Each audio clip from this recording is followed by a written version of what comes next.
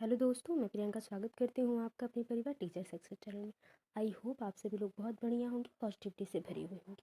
तो जैसा कि आप लोगों ने थंबनेल में देखा कि आज हम लोग सीटेट के 14 दिसंबर 2024 में जो एग्ज़ाम सीडीपी का हुआ है, यानी कि बाल विकास का, उसके पेपर 1 के बारे में हम लोग बात करेंगे। ठीक है, क्वेश्चन पेपर एनालिसिस मैं पहले बता दूँ कि क्वेश्चन पेपर एनालिसिस का मतलब ये हो जाता है यहाँ पे कि हम गेस करेंगे कि क्वेश्चन कौन सही हो सकता है। अब तक जितना हमने अपनी बुक्स से पढ़ा है, अपने नोट से पढ़ा है, या जितना अब तक हमने एग्ज़ाम्स को देखा है अब तक आते हुए, कैसे क्वेश्चंस बने हैं और कैसे आंसर आयोग देता आ रहा है, तो उसके हिसाब से हम क्वेश्चन को गेस करेंगे। हो सकता है कि आज के जो क्वेश्चंस हों वो जब आयोग आंसर के निकाले उससे 1-2 नंबर कम हो या 1-2 नंबर ज़्यादा भी हो सकते हैं। वैसे हम लोग कोशिश करेंगे कि हम सटीक आंसर को समझ के हम चुनें, ठीक है ना। और कम समय में डिस्कशन, बिल्कुल मैं कोशिश करूँगी इन 30 प्रश्नों को सीधे थोड़ा सा समझ के हम सीधे आंसर को देखें। ठीक है, इजी टू मॉडरेट पेपर हम कह सकते हैं। बहुत टफ क्वेश्चन नहीं आए थे। अगर किसी ने थोड़ा सा भी पढ़ा होगा तो वो बढ़िया कर पाया होगा। ठीक है, और मॉडरेट, हाँ टफ नहीं इस क्वेश्चन को कह सकते हैं। अगर आपने पढ़ा होगा नोट तो बढ़िया होगा। आई होप आप सभी लोगों ने बहुत बढ़िया किया होगा, आप सभी लोगों ने मेहनत की होगी, क्योंकि बहुत टाइम भी लगा है। ऐसा नहीं कि बहुत जल्दी में एग्ज़ाम हुआ है। तो आई होप आप सभी लोगों का क्वेश्चन बढ़िया गया हो। चलिए, और एक बात जो है कि मैं बता दूँ, जो है वीडियो यानी कि क्लास शुरू होने से पहले कि थोड़ी सी अगर नॉइज़ेस बैकग्राउंड में आती हैं तो उसके लिए मैं माफ़ी चाहती हूँ। मैं कोशिश करूँगी अगली वीडियोस में कि ये जो शोर शराबे हैं वो बैकग्राउंड में ना आए। चलिए फिर, बहुत हम लोगों ने बातें करी, अब देखते हैं क्वेश्चन को। देखिए, क्वेश्चन है कि महारत उन्मुख शिक्षार्थी आम तौर पर सफलता का श्रेय डैश को देते हैं और असफलता को डैश। यानी कि जो महारत उन्मुख, जो बच्चे मास्टरी ओरिएंटेड लर्नर होते हैं, वो अपनी सफलता का श्रेय किसे देते हैं, और जब असफल होते हैं तो वो किसे अपना श्रेय देते हैं। योग्यता और अच्छी किस्मत। देखिए, अच्छी किस्मत को एक सफल, जो अच्छे से पढ़ा होगा, जैसे कि आप हैं, अगर आपने बहुत मेहनत से पढ़ाई की होगी तो आप जो अच्छी किस्मत को नहीं, खासकर सीटेट के एग्ज़ाम में तो अच्छी किस्मत को नहीं कहेंगे। ठीक है, दूसरा ऑप्शन है योग्यता और कोशिश खराब किस्मत। देखिए, असफलता अगर होगी तो हम किस्मत को दोष नहीं देंगे, हम कहेंगे योग्यता और अच्छी किस्मत निम्न योग्यता, योग्यता और कोशिश अपर्याप्त कोशिश। बिल्कुल, हम जब सफल होंगे, यानी कि जब महारत उन्मुख जो बच्चा मास्टरी ओरिएंटेड लर्नर होगा, वो क्या करेगा, वो योग्यता और कोशिश से कहेगा कि मैं सफल हुआ हूँ। अगर असफल होगा तो वो कहेगा कि मेरी कोशिश में कहीं कमी रह गई, यानी कि अपर्याप्त कोशिश हुई है, तो मैंने ये चीज़, यानी कि अब यहाँ पे क्वेश्चन के हिसाब से चौथा ऑप्शन सही हो जाना चाहिए। ठीक है, आगे देखते हैं। निम्नलिखित में से कौन सा कथन विकास के समीप दूराभिमुख यानी कि प्रॉक्सिमो डिस्टल सिद्धांत का प्रतिनिधित्व करता है। विकास बहुदिशात्मक और बहुआयामी होता है, ये सबसे पॉजिटिव ऑप्शन है। अलग अलग संस्कृति में रहने वाला हमशक्ल जुड़वा अलग अलग दरों से विकसित हो सकते हैं। देखिए, पॉजिटिव, ये भी सही है कि अलग अलग संस्कृति में रहने वाले हमशक्ल जुड़वा अलग अलग दौरों में विकसित होते हैं, ये भी सही है।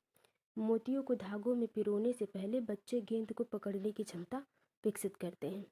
बच्चों में खड़े होने से पहले बैठने की क्षमता का विकास होता है, ये बात भी सही है। अब यहाँ पे ये देखना है कि प्रॉक्सिमो डिस्टल के हिसाब से क्या सही होना चाहिए। तो मेरे हिसाब से कि प्रॉक्सिमो डिस्टल एक तो सफेलोकॉर्डल होता है ना, एक समीप दूराभिमुखी, एक होता है जिसपे सफेलोकॉर्डल कहते हैं, जिसे हम सिर से पैर तक की विकास कहते हैं। ठीक है, सिर से पैर तक का विकास कहते हैं। ये बात जो हो जाती है आपकी समीप, यानी कि पहले छोटी चीज़ों को करना, उसके बाद बड़ी चीज़ों को सीखना। ऑप्शन को अगर आप ध्यान से देखेंगे तो यहाँ पे मोतियों को धागे में पिरोने से पहले बच्चे गेंद को पकड़ने की क्षमता रखेगा। बिल्कुल, वो क्या करेगा, कोशिश करेगा कि वो गेंद को पहले पकड़ पाए, उसके बाद तो एक छोटे से मोती को पकड़ के बैलेंस बना पाएगा। यहाँ पे समीप दूराभिमुख का मतलब यही है।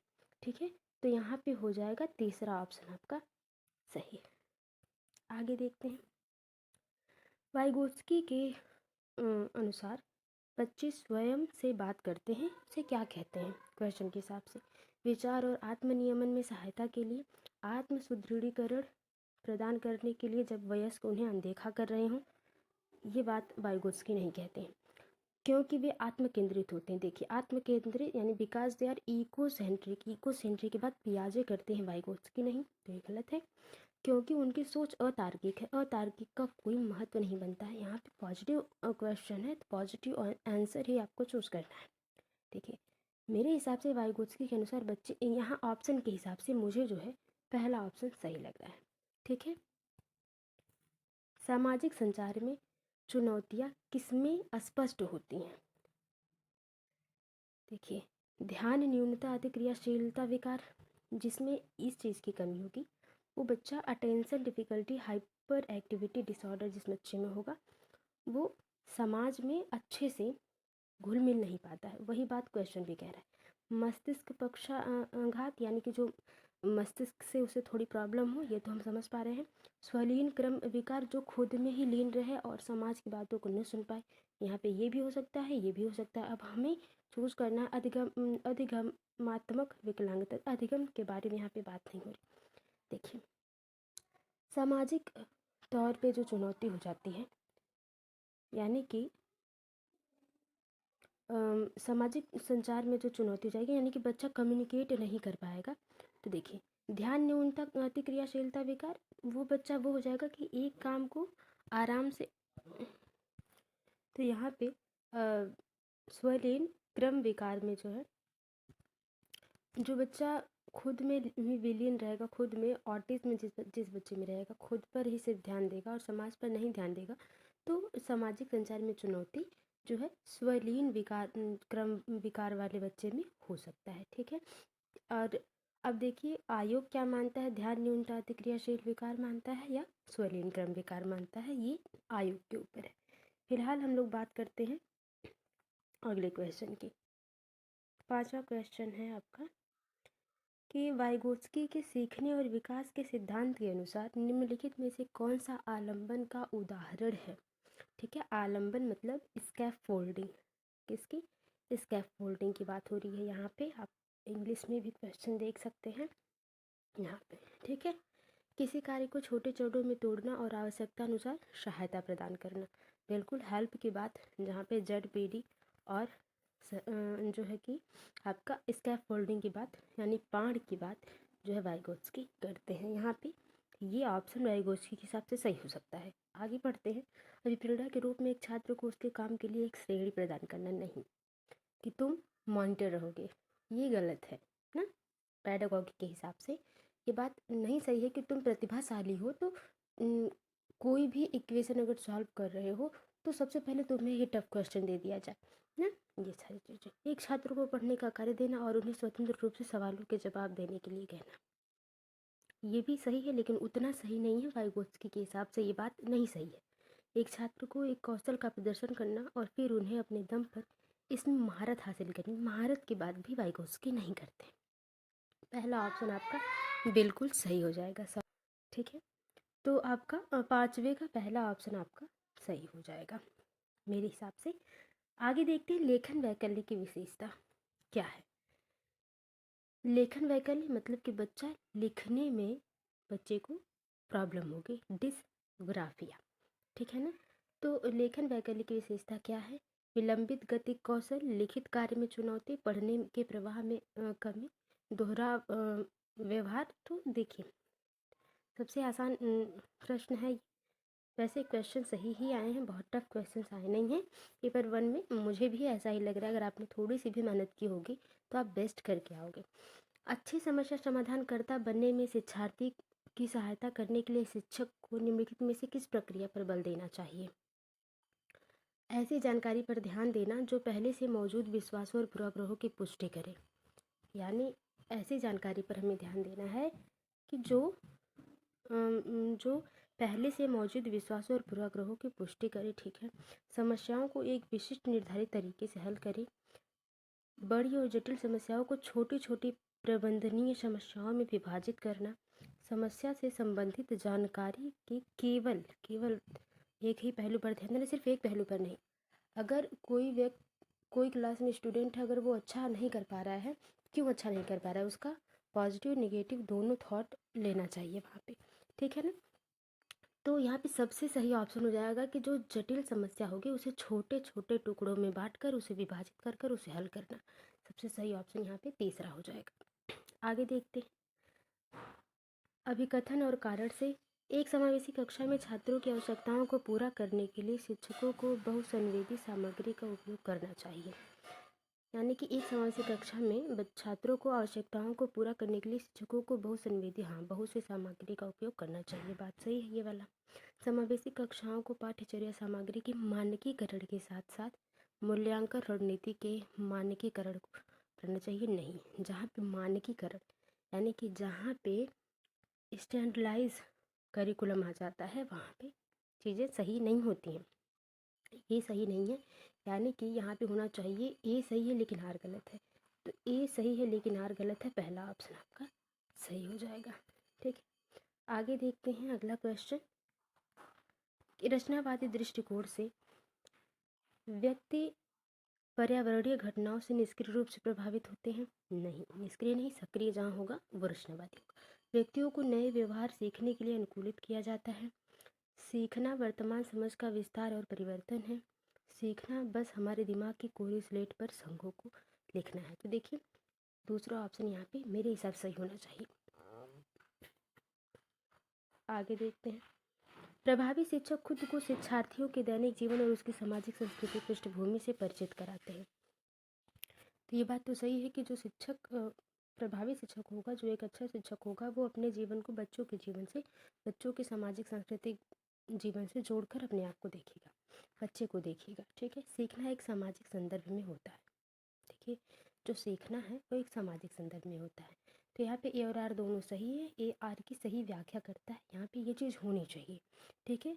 या यहाँ पे ये भी हो सकता है ऑप्शन कि ए और आर दोनों सही है लेकिन ए आर की सही व्याख्या नहीं करता, क्योंकि यहाँ पे परिचित कराने की बात हो रही है बच्चे को, यहाँ पे सीखने की बात हो रही है। तो यहाँ पे हम तीसरा मान लेते हैं अभी तक। आयोग का जो आंसर आता है उसके हिसाब से हम देखेंगे। अर्थपूर्ण अधिगम मुख्य रूप से किसके बारे में नहीं है? नहीं है, नेगेटिव क्वेश्चन पूछ रहा है। जानकारी को रटना, अवधारणाओं को समझना, ज्ञान का निर्माण, कौशलों का विकास। तो सही है पहला ऑप्शन, रटने के बाद जहाँ होगी वो चीज़ें गलत होंगी। शिक्षिका को अपनी कक्षा में लड़कों को खेलों में भाग लेने के लिए प्रोत्साहित करना चाहिए व लड़कियों को कला अलंकरण के कार्य देने चाहिए। ऐसा नहीं है, क्यों लड़के खेलने में भाग लेंगे और लड़कियां सिर्फ कला बनाएंगी और गुड़िया गुड्डा सजाएंगी, ये गलत बात है, ठीक है। तो यहाँ पे ये गलत हो जाएगा। बच्चे मुख्य रूप से अंतर्निहित जैविक भिन्नताओं के कारण जेंडर भूमिका ग्रहण करते हैं। देखिए जो जैविक भिन्नताएं होती हैं, children acquire gender roles primarily because of the underlying biological नहीं, बायोलॉजिकल जो जेंडर भूमिकाएं होती हैं वो बायोलॉजिकल नहीं होती हैं, आनुवांशिक नहीं होती हैं, बल्कि वो सामाजिक होती है। समाज हमें सिखाता है कि लड़कियों को गुड़िया से और लड़कों को कार से खेलना चाहिए। तो ये दोनों बातें गलत हैं, ए और आर दोनों गलत हैं। यहाँ पे दूसरा ऑप्शन आपका सही हो जाएगा, और ये मैं श्योर कह रही हूँ कि ये क्वेश्चन सही है, ठीक है। जिन क्वेश्चन के आंसर में मुझे दिक्कत हो रही है मैं वहाँ खुद कह दे रही हूँ कि हाँ यहाँ पे आयोग के हिसाब से चीज़ें आ सकती हैं। गति संवेदी यानी कि चलने फिरने की बात हो रही है।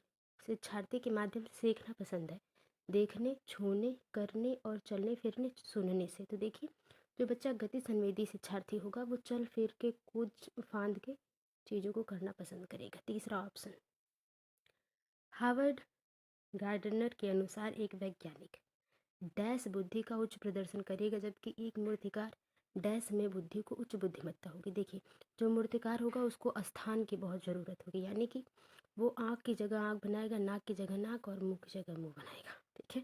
चाहे भले वो जैसा मेरी तरह बने, अच्छा ना बने। तो स्थानिक स्थानिक होगा, गति संवेदी खत्म। दो ऑप्शन में चूज करना है। प्रकृतिवादी वो होगा जो प्रकृति के नेचर के हिसाब से सोचेगा। यहाँ पे वैज्ञानिक के लिए दूसरा ऑप्शन के हिसाब से सटीक होना चाहिए। आगे देखते हैं, समावेशन को बढ़ावा देने के लिए क्या आवश्यक है? लचीला पाठ्यक्रम हाँ आवश्यक है। सहयोगात्मक अधिगम आवश्यक है। पृथक्करण और नामीकरण नहीं। बच्चे को सेग्रेगेशन और लेबल नहीं करना है। गम्य इमारतें। ये 3 ऑप्शन, वैसे तो 2 ऑप्शन होने चाहिए लेकिन ऑप्शन में 2 ऑप्शन नहीं है, तो हम चौथे को भी साथ में ले लेंगे, यानी कि पहला, दूसरा और चौथा, यानी कि चौथा ऑप्शन आपका सही हो जाएगा। ठीक है, आगे देखते हैं। क्वेश्चंस ये भी हो सकता है कि अगर आप अच्छे से न पढ़े हों तो आप क्वेश्चन को गलत कर सकते हैं, लेकिन अगर आपने पूरा अच्छे से माइंड को इकट्ठा करके चीज़ों को पढ़ा होगा तो आसानी से आपने क्वेश्चन को किया होगा। बच्चे जब डैश अनुभव करते हैं, ठीक है, बच्चे जब डैश अनुभव करते हैं तो बेहतर रूप से सीखते हैं। क्या? गतिविधि के दौरान निम्न स्तर, बहुत ही छोटा स्तर, अगर बच्चे अपने आप को एकदम छोटे स्तर पे बच्चे देखेंगे, मुझे तो ये चीज़ आता ही नहीं है, तो बच्चे बेहतर नहीं सीखेंगे। सीखने के लिए मध्यम स्तर, हाँ, न बहुत ज़्यादा हाई लेवल हो, बहुत ज़्यादा निम्न स्तर हो, मध्यम लेवल का, उच्च स्तर न हो, अधिगम व्यवस्था, व्यवस्था से तो कोई कुछ नहीं सीखेगा। दूसरा ऑप्शन यहाँ पे सबसे बढ़िया हो जाना चाहिए। 5 से 6 वर्ष से कम उम्र के बच्चों को ठीक से रेखाओं के भीतर लिखने के लिए दबाव नहीं डालना चाहिए। दबाव तो बच्चों को किसी चीज़ का नहीं डालना चाहिए। बच्चे 5 से 6 साल के बाद गति कौशलों को बेहतर नियंत्रण कर पाते हैं। बिल्कुल, बच्चा पेन पकड़ना या पेंसिल पकड़ना तो सीख ही जाता है, तो ये बात सही है।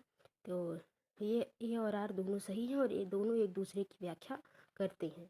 तीसरा ऑप्शन आपका यहाँ पे सही हो जाएगा, ए और आर दोनों सही हैं और ए आर की सही व्याख्या करता है। ठीक है, आगे देखते हैं।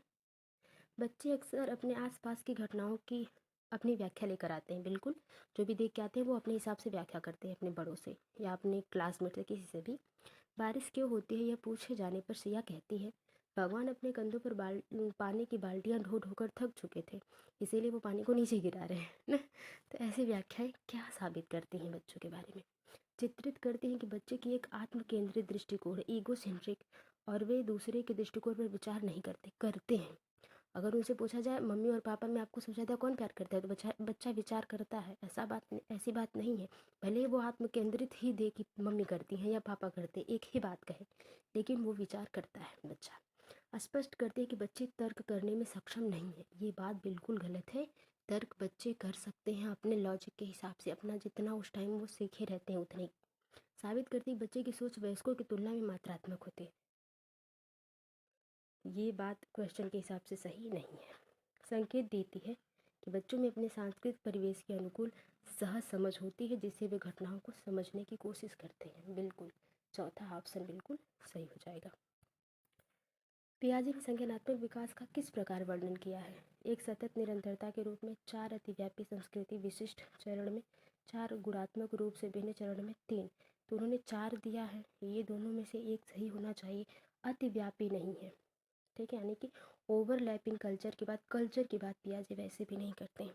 ठीक, करते हैं लेकिन इन 4 जो संज्ञानात्मक विकास का सिद्धांत है उनका, उसमें नहीं, कॉग्निटिव डेवलपमेंट की बात करते हैं तो वो 4 गुणात्मक है। ठीक है, तीसरा ऑप्शन सही हो जाना चाहिए। आगे है, विद्यालय में खेलने के समय ऋषभ, एक 7 वर्षीय लड़के ने खेलने के लिए एक गुड़िया उठाई। उसके कुछ साथियों ने उसकी इस पसंद के खिलौने के लिए उसका मजाक उड़ाया। एक शिक्षक जो अपने विद्यार्थियों में लैंगिक भूमिका के संदर्भ में लचीलापन विकसित करना चाहती है, लचीलापन विकसित करना चाहती है का मतलब है कि वो चाहती है कि बच्चे, चाहे लड़का हो या लड़की, वो समान खिलौनों से खेल सकते हैं, वो समान तरीके से जीवन जी सकते हैं। जरूरी नहीं कि लड़कियाँ खाना बनाए, लड़का सब्जी ही लेने जाए। तो ये लचीलापन, दोनों के काम को बांट दिया जाए। को इस स्थिति में निम्नलिखित में से कौन सी प्रतिक्रिया देनी चाहिए? ऋषभ से बात करनी चाहिए कि गुड़िया लड़कियों के लिए उपयुक्त है और लड़कों को गुड़िया के साथ नहीं खेलना चाहिए, ये बात नहीं कहेगी। ऋषभ से कहना चाहिए कि वह किसी और खिलौने के साथ खेले, क्योंकि उसको दोस्तों को यह मंजूर नहीं है कि वह गुड़िया के साथ खेले। अब दोस्तों को तो मंजूर है कि वो हमारे साथ दारू बैठ के पिए, तो क्या वो करना चाहिए? नहीं। तो दोस्तों की मंजूरी का नहीं कोई मतलब है। ठीक है, ऋषभ को गुड़िया के साथ खेलने देना चाहिए और दूसरे बच्चों को कहना चाहिए कि वे भी अपनी पसंद का खिलौना चुन सकते हैं, ये बात सही हो सकती है। बिना कुछ कहे गुड़िया को हटा देना चाहिए, ऋषभ को खेलने के लिए कार दे देनी चाहिए, ऐसी बात नहीं है। तीसरा ऑप्शन सबसे बढ़िया। अगला क्वेश्चन है, विकास के संदर्भ में एक समय सीमा जिसमें एक व्यक्ति विशिष्ट उत्प्रेरणाओं के प्रति परिवर्धित संवेदनशीलता रखता है, जिसमें वह कुशल तरीके से कार्य करने के लिए विशेष कौशल विकसित कर सके वह विकास की कौन सी अवस्था या कहलाएगी। ठीक है, जहाँ पर बच्चे को प्रेरणा मिले, परिवर्धित संवेदनशीलता मिले, चुनौतीपूर्ण कार्य मिले, तो वहाँ पे चुनौतीपूर्ण प्रोत्साहन विधि, ये दोनों तो नहीं होंगे। ठीक है, इन दोनों में हो सकता है आयोग कौन चुने, वैसे हो सकता है कि चुनौतीपूर्ण अवधि को चुनना चाहिए। शिक्षकों को ध्यान न्यूनता, अतिक्रियाशीलता, विकार से जूझ रहे छात्रों की आवश्यकता पर किस प्रकार का ध्यान देना चाहिए। किस आवश्यकताओं का ध्यान रखते समय डैश से बचना चाहिए। नेगेटिव क्वेश्चन है, किससे बचना चाहिए। विकर्षण और शोर करने से, बिल्कुल इसी चीज़ से बचना चाहिए। जो बच्चा अपना माइंड एक जगह एकाग्र नहीं कर पा रहा है, अगर उसके यहाँ और शोर होगा तो बच्चा, वो तो बिल्कुल बात है पाठ्यक्रम सामग्री और निर्देशों में लचीलापन, तो ये तो ये भी सही है। कार्य को छोटे आसानी से प्रबंधनीय भागों में तोड़ना। देखिए चारों ऑप्शन सही है, लेकिन क्वेश्चन के हिसाब से पहला ऑप्शन सही हो जाएगा। अगला है लॉरेंस कोहलबर्ग, सबसे ज़्यादा इम्पॉर्टेंट। ठीक है, लॉरेंस कोहलबर्ग ने तर्क दिया है कि बच्चों में नैतिक विकास निरंतर रूप से होता है। हाँ, ये बात सही है। बच्चों के नैतिक तर्क में सांस्कृतिक अंतर होते हैं। नैतिक विकास क्रमिक चरणों में होता है। बच्चों के नैतिक तर्क में लिंग भेदभाव की बात वो नहीं करते हैं, सांस्कृतिक अंतर की बात नहीं। पहले और तीसरे में ही जो है आपका सही होना चाहिए। और मेरे हिसाब से जो है वो नैतिक विकास क्रमिक चरणों में होता है, बच्चों में नैतिक विकास निरंतर रूप से होता है। इन दोनों में से मुझे लगता है कि तीसरा ऑप्शन होना चाहिए सही, लेकिन अब आयोग क्या चुनता है, क्योंकि विकास जो है निरंतर चलने वाली प्रक्रिया है, तो ये भी आयोग चुन सकता है। तो यहाँ पे हम आयोग की जो है देखेंगे आंसर के बारे में। फ़िलहाल हम तीसरे को लेकर चलते हैं। कोहलबर्ग के नैतिक विकास के किस चरण में व्यक्ति का नैतिक व्यवहार मुख्य रूप से इस मानसिकता पर निर्भर करता है कि लोग मेरे बारे में क्या सोचेंगे। जब बच्चा ये सोचता है कि लोग मेरे बारे में क्या सोचेंगे। उत्तर पारंपरिक, देखिए 3 ही तो स्टेजेस हैं, एक conventional, pre conventional, post conventional, यानी कि नॉन कन्वेंशनल की बात है ही नहीं, तो दूसरा ऑप्शन तो कट जाएगा ऐसे ही। उत्तर पारंपरिक, वहाँ पे जहाँ पे सोच एकदम अलग हो, अगर कोई चीज़ें कानून गलत है तो नया कानून बनाया जाएगा, तो ये तो क्वेश्चन के हिसाब से होगा नहीं। पूर्व पारंपरिक में बच्चा जब खिलौने आत्म केंद्रितता में होता है ना, तो ये तो होगा नहीं। पारंपरिक, जहाँ पे लोग मेरे बारे में क्या सोचेंगे, अच्छा लड़का और अच्छी लड़की की बात आती है, ये वाला, तभी ना लोग मेरे बारे में अच्छा सोचे, इसलिए वो अच्छी लड़की या अच्छा लड़का बनेगा या बनेगी। तो चौथा ऑप्शन आपका सही हो जाएगा क्वेश्चन के हिसाब से। जीन पियाजे के अनुसार एक बच्चा जो सरल गणितीय उत्क्रमण है, यानी कि ये हेर फेर नहीं कर पा रहा है, यानी 4+5 9 तो समझ पा रहा है, लेकिन 9 - 5 में 4 बच रहा है, इस तर्क को नहीं समझ पा रहा है, तो उसकी सोच कैसी है। जीववादी सोच है, अपरिवर्तनीयता है, आत्मकेंद्रियता है, अवधारणात्मक केंद्रीकरण है। अवधारणात्मक केंद्रीकरण, ये चौथा ऑप्शन जो है आपका, ये आप कह सकते हैं कि यहाँ पे अवधारणा की बात तो हो नहीं रही है। जीववादी की सोच, आत्मकेंद्रियता की बात भी नहीं, यहाँ अपरिवर्तन, बच्चा परिवर्तन नहीं समझ पा रहा है, दूसरा ऑप्शन आपका सही हो जाएगा। ठीक है, आगे देखते हैं। शिक्षक को छात्रों से दूरी बनाकर रखनी चाहिए और अधिगम की प्राथमिक जिम्मेदारी उन्हीं पर डालनी चाहिए। क्यों, आप क्या करने आए हैं तब। अधिगम एक लोकतांत्रिक वातावरण के बजाय एक एकाधिकारिक नहीं, एक लोकतांत्रिक बल्कि समाजीकरण वातावरण होना चाहिए। ठीक है, पर्यावरणीय वातावरण होना चाहिए। दोनों गलत है, तो यार दोनों गलत है, सही है, सब समझ में भी आ रहा है सीधे सीधे। शिक्षक द्वारा प्रदान किया गया आलम्बन बच्चों को सीखने की प्रक्रिया में बाधा डालता है। नहीं, जो भी हम इसका फोल्डिंग देते हैं, वाइगोत्स्की कहते हैं कि वो बात सही है, बच्चों को सहयोग देना चाहिए। लेव वाइगोत्स्की ने प्रस्तावित किया है कि बच्चे स्वतंत्र रूप से पर्यावरण पर कार्य करके और उसमें हेर फेर करके सीखते हैं। ठीक है, तो ये बात वाइगोत्स्की नहीं कहते। ए और आर दोनों सही है, दोनों गलत है, ये मतलब दूसरा ऑप्शन आपका सही होगा। अगला क्वेश्चन है कि निम्न में से कौन सा बाहरी अभिप्रेरणा का सही वर्णन करता है। बाहरी अभिप्रेरणा, अभिप्रेरणा जो वातावरणीय परिणामों से मिलती है। अभिप्रेरणा जो व्यक्तिगत संतुष्टि जो होगी वो आंतरिक प्रेरणा हो जाएगी। व्यक्तिगत आनंद, आंतरिक प्रेरणा, आंतरिक, तो पहला ऑप्शन ही सही है। और ये क्वेश्चन है आपका, पियाजे के संज्ञानात्मक विकास के सिद्धांत के संवेदी चालक अवस्था के 2 महत्वपूर्ण संज्ञानात्मक विकास मील के पत्थर हैं, जीववाद और परिवर्तन, वर्गीकरण और क्रमबद्ध वस्तु स्थायित्व और स्थगित अनुसरण, प्रतिवर्ती चिंतन और परिकल्पित निगमनात्मक तर्क। देखिए, जो दो महत्वपूर्ण संज्ञानात्मक विकास मील के पत्थर हैं वो आपका जीववाद और परिवर्तन होना चाहिए। यहाँ पे आयोग देखिए फिर क्या समझता है यहाँ पे, वो हम देख लेंगे। इस क्वेश्चन को हम थोड़ा सा डाउट में रखते हैं, ठीक है। इसमें क्या चुनता है आयोग। बच्चे अनियंत्रित पैदा होते हैं और उन्हें सामाजिक होने की आवश्यकता होती है। इस दुनिया में अनुवांशिक कोड के साथ, ये बात गलत है, वो सामाजिक सांस्कृतिक संदर्भ में बहुत प्रभावित होते हैं जिसमें वे बड़े होते हैं, ये बात सही है। खाली स्लेट की बात, खाली स्लेट भी आयोग मान ही सकता है क्योंकि मनोवैज्ञानिकों ने माना है तो आयोग भी मान लेगा। लेकिन यहाँ पे तीसरे ऑप्शन को हम साथ लेके चलते हैं।